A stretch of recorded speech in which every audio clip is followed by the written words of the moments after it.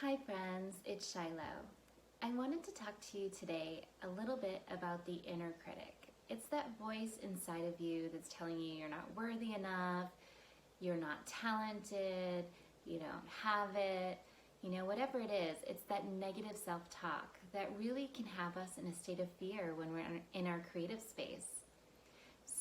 It's something that's learned. It can be learned from childhood or a learned response from society, and it can really sometimes have us feel somewhat paralyzed when we are trying to work creatively. So there are 3 action steps that I want to help you with to help you get past that when you recognize that you're in that space. Step 1 is to recognize how are you talking to yourself? Are you talking to yourself in a loving and kind way? Or are you constantly berating yourself? So that's step 1, is really recognizing what's happening.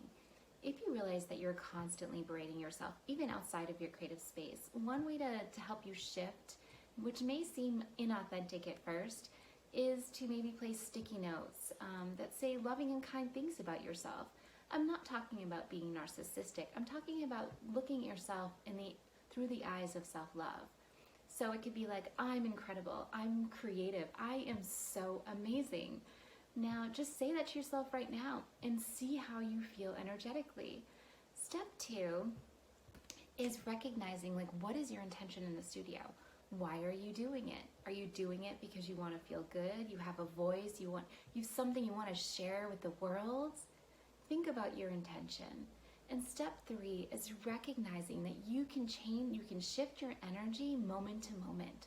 So if you start to realize you're going down that spiral, because it can happen, start with step 1, like, how are you talking to yourself?